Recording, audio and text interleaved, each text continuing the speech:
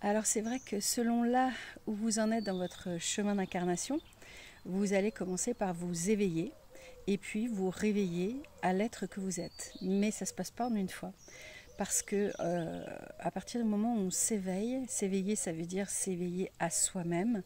Et cet éveil, en fait, selon la carcasse dans laquelle vous êtes déjà, c'est-à-dire le non-soi, c'est-à-dire le personnage que vous jouez, vous avez à travailler, et ça peut durer des années, sur vous-même, comme une longue psychologie de vous-même, à savoir remonter les mémoires, les blocages, et la vie va vous envoyer tous les signaux pour que vous ayez à travailler sur vous-même, c'est-à-dire qu'elle va répondre à vos difficultés.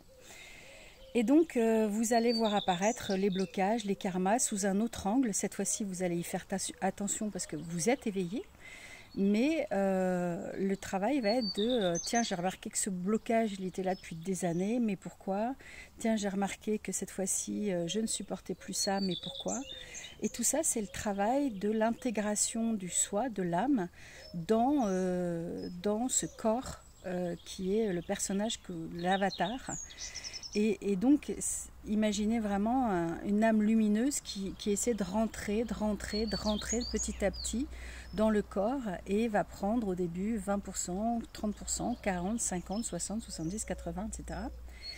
Jusqu'à totalement fusionner avec son avatar, en fait, puisque l'avatar va lui laisser, en fait, le commandement. Et donc l'âme va pouvoir intégrer totalement le corps de l'incarnation. Donc ça met des années, c'est très long. Selon pas seulement, c'est pas une question de seulement d'avoir conscience de ça, c'est une question de travailler sur soi. Parce qu'en fait, le vrai travail ne commence quand on est dans cet éveil. Et souvent les gens pensent que quand on est à l'éveil, c'est un peu ce que je disais dans l'autre vidéo, c'est-à-dire il y a comme un réveil de ah oui, mais on n'est pas seulement un corps, on est une âme. Ben, à ce moment-là, en fait, on pense qu'on a tellement de pouvoir. Pourquoi? Parce que on est encore en mode personnalité. On n'a pas changé. Notre mentalité n'a pas pu faire ces retrouvailles avec l'âme et cette conscience s'épanouir. Donc on est encore dans le mode incarné personnalité, ayant conscience qu'il y a une âme. Donc le travail commence. Et à partir de ce commencement de travail, la pénibilité arrive aussi. C'est-à-dire que là, on se rend compte que y a plein de problèmes, qu'il y a plein de difficultés, qu'on n'est pas forcément les petits anges qu'on croit, mais qu'on a pu avoir des ressentiments et pas seulement les bons. Et donc, il y a tout le travail à faire sur soi-même. C'est là où c'est la grande machine à laver qui commence, qui est difficile. Et il faut que ça aille au bout. C'est-à-dire qu'une fois que vous avez compris que l'âme doit s'intégrer, ben, ça ne lâche plus. Cette conscience, elle ne lâche plus. Et dans ce chemin-là, souvent les âmes peuvent soit retourner dans leur ego, parce que c'est trop dur, elles souffrent trop, soit rester bloquées dans la nuit noire de l'âme, parce que là aussi c'est trop dur et que la victime reste vraiment une victime et elle n'a pas l'énergie de sortir de ça. Et la dernière marche, c'est l'ego spirituel. Et là, on en a vu tellement de personnes qui sont dans ce chemin-là, sont des gens qui ont peut-être même réussi. Donc ils pensent avoir tout réussi, puisque la vie leur ouvre les bras. Ils sont dans l'abondance, ils sont dans le succès. Et pourtant, l'ego ne lâche pas, l'ego spirituel, c'est-à-dire qu'il y a une partie de leur être qui reste dans la personnalité et qui ne lâche pas.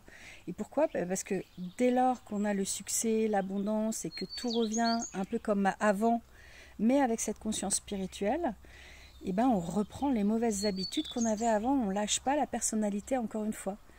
Donc le chemin de l'éveil, il est très long, il est douloureux, et souvent on nous le vend comme l'éveil, ça y est, on est sorti du problème, tout va bien, on va pouvoir remonter au ciel sans problème. Et en fait, non, il faut travailler encore sur soi, sur sa mentalité, et pas se fourvoyer non plus dans le bien-être du New Age qui nous vend la sauce de tout est tellement beau, il y a des anges partout, et chaque petit signe. Moi, j'ai vu même un thérapeute qui voyait un escargot passer, il y voyait un signe, il voit des signes partout, et ça en devient grotesque en fait. Donc voilà, donc il y a beaucoup de gens aujourd'hui qui tournent en rond, je pense, qui savent plus quoi penser de la spiritualité, qui sont peut-être même en rejet parce que c'est trop perché. Et je dois dire que nous aussi, on a été dans des phases où vraiment c'était très dur et la spiritualité voulait plus rien dire. Et en fait, voilà, c'est un jeu subtil entre un moment de vide où quand on est dans l'éveil, ben, on doit continuer d'enlever tout ce qui est de l'ordre de la personnalité pour que l'âme prenne sa place. Et il y a ce vide à ce moment-là, ce silence qui se fait parce que l'âme est en train de se réintégrer et que le fonctionnement de la personnalité et de l'âme n'ont absolument rien à voir. Donc c'est normal ce silence, c'est normal ce vide, c'est normal qu'il ne se passe rien à un moment donné. Et puis ça revient parce qu'en fait, vous allez vous débarrasser vraiment de tout ce qui vous enclave, des blocages, pour renaître à vous-même. Voilà, donc le chemin est long, soyez courageux et je vous dis à bientôt.